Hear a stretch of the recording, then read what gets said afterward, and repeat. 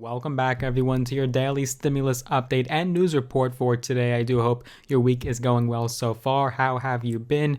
In this update, we have a couple of topics to cover.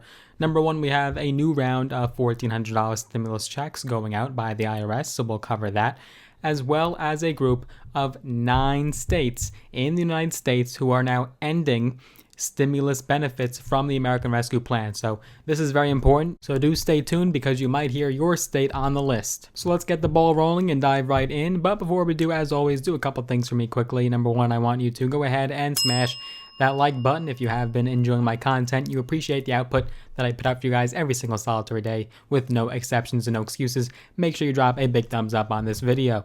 Also, if you have not already, do consider becoming a subscriber today. Click that big red button as well as the notification bell as well. That will actually notify you when I do post a brand new video.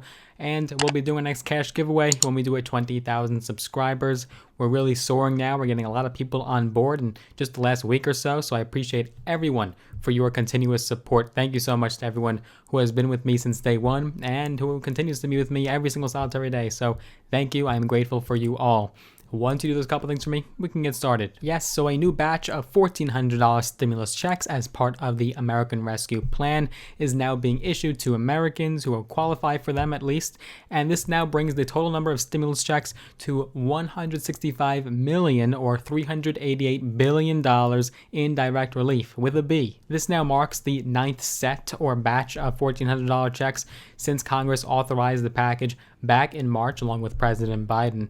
And adults can receive up to $1,400 for themselves as well as their dependents based on certain requirements and income thresholds. The new batch included more than 960,000 stimulus payments representing more than $1.8 billion. Now, when you look at these checks and the breakdown, about 500,000 of them or 500,000 were made via direct deposit, while the rest were via paper check. So still you have a good majority of them still being direct deposit, but you can start to see how these payments and batches more and more so are being sent in the mail, whether it be a paper check or a debit card. Now in this particular batch, about 460,000 of these payments were those plus-up payments, and they're worth more than $800 million. These went to people, of course, who were due additional money once the IRS processed their 2020 tax returns, because the IRS only had their 2019 information on file and they were actually due more money. This batch also included more than 500,000 checks representing more than $1 billion to people who the IRS did not previously have on record and recently filed tax returns. So the IRS was not able to process and access these people until now that they have filed their tax returns. And so if you have not done already, do file your taxes because they are due May 17th. And if you have not received a stimulus check yet, that could be why. The IRS does not have your information to file. Make sure you do file your taxes. The IRS is urging everyone to file their taxes. So that's the latest on the 3rd stimulus check, and they're still going out on a weekly basis. So perhaps if you didn't receive it yet, you could still get it, but there is a good chance you'd have to file your taxes in order to receive your check. Now, another provision under the American Rescue Plan was that extension of the supplemental federal unemployment benefits, that $300 a week supplement. And we actually have a growing list now of states. Hopefully your state is not one of these, because I know everyone loves collecting their unemployment benefits. It includes, of course, the federal and the state benefits. And in many cases, many people are actually making more off the government than they were originally working, depending on where you live and how much minimum wage is there. So let's take a look at this mounting list of states. We now have 9 states. This is quite a significant number when you look at it. And these are all states that have announced they're ending in participation of the federal program that would provide $300 a week and other federal benefits.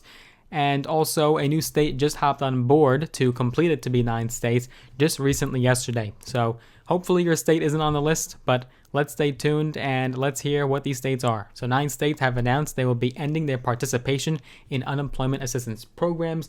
These are, of course, directed at alleviating problems caused by the coronavirus pandemic. And this will mean that $300 unemployment checks, which for any state that does not opt out, will still be extended until September 6th. So what is the latest state? Well, the newest one was just Tennessee. Tennessee was the one that just announced that they will be opting out of the program, and this was just announced yesterday. Now, the reasoning for the opt-out, it's all Republican sentiment. No Democrats are arguing against these unemployment benefits. It's all Republicans. So state Republicans are arguing that workers, or at least people that were workers, are actually making more now sitting at home than they are back to work, and that's hurting their unemployment numbers. Let me know if you're from the state of Tennessee. Let me know down below in the comments. So Tennessee Governor Bill Lee just informed the United States Department of Labor on Tuesday, joining other states, which we'll get to in a moment. And yes, he did announce he will be ending the participation in federal unemployment programs. He said, quote, "Families, businesses, and our economy thrive when we focus on meaningful employment and move on from short-term federal fixes," he said in this statement, and the assistance program will officially end in June for Tennessee. Many other state governors echoed the importance of small business in their statements in the reasoning for why they want to opt out of these programs. In fact, another state on the list is the state of Iowa. Iowa Governor Kim Reynolds said that she will cut unemployment benefits because business leaders have complained that they can't find enough job applicants. Mississippi Governor Tate Reeves said he came to the decision after several meetings with small business owners. There's another state right there. Mississippi Governor Tate Reeves said, quote, "It has become clear to me that we cannot have a full economic recovery until we get the thousands of available jobs in our state filled." Now, other governors pointed to worker shortages and labor issues that threaten to restrain the pace of economic growth. Many Republican experts blame it on these unemployment benefits, and that's what's actually hurting the economy most. In the state of Missouri, which also announced Tuesday it would be ending all federal unemployment benefits, Governor Mike Parson said that continuing these programs, quote, "only worsens the workforce issues we're currently facing," saying also, quote, "It's time that we end these programs that have incentivized people to stay out of the workforce." So you could see the common theme here. The common thinking is that the unemployment benefits are hurting the economy more so than the virus itself, because they're incentivizing people to stay at home instead of looking and searching for work.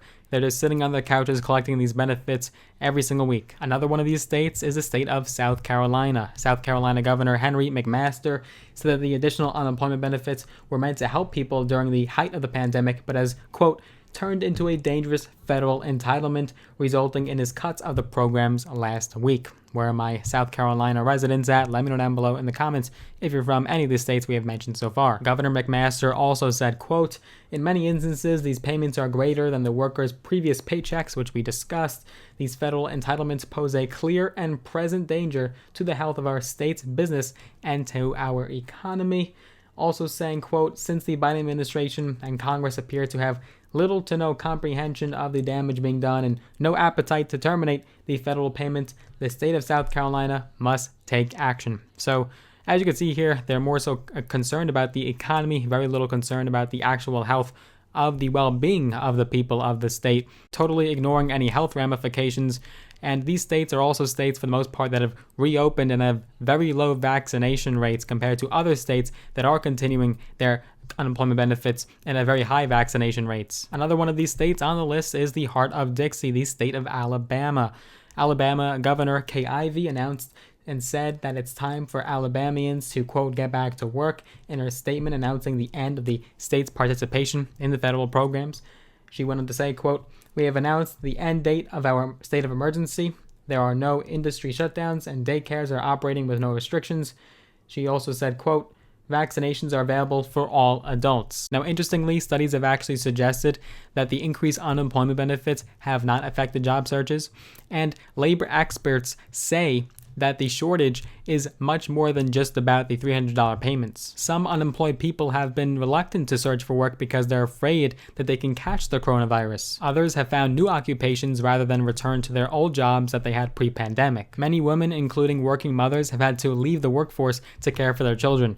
So there's so many other reasons and factors and variables going on here. It's not just solely about the increased unemployment benefits. In fact, Amy Bluen, who is the president of the Missouri Budget Project, said, quote, "Our economic recovery is nuanced, and many Missourians haven't been able to return to work because they still have children home from school or jobs aren't available in their areas." So she is right. It's very complex, and you can't just point to one sole factor here and blaming it all on the increased unemployment benefits, which are only $300 a week, and prior they were actually $600 a week. So these are the 9 additional states that have announced that they're ending their unemployment benefits early. Most recently was Tennessee, that recently joined the states of Alabama, Arkansas, Iowa, Mississippi, Missouri, Montana, North Dakota, and South Carolina, all ending their participation in the federal unemployment benefit programs. More states will follow suit. This is sort of a domino effect that's occurring here. Now, what are your thoughts on this matter? Do you believe that these states are right in ending unemployment benefits early,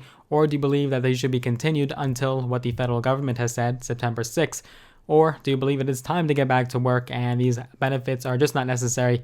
What are your thoughts on them? Let me know down below in the comments. We'll be updating you guys in the near future on other states that have announced their termination of these unemployment benefits at the federal level, as well as any other stimulus updates. This is your one-stop shop for everything in regards to stimulus. All updates and developments can be found right here on this channel. More news is to come. If you did enjoy this video, as always, give it a big thumbs up, smash the like button, and if you haven't already, be sure to go ahead and subscribe. Become a subscriber today. Click that subscribe button and the notification bell as well.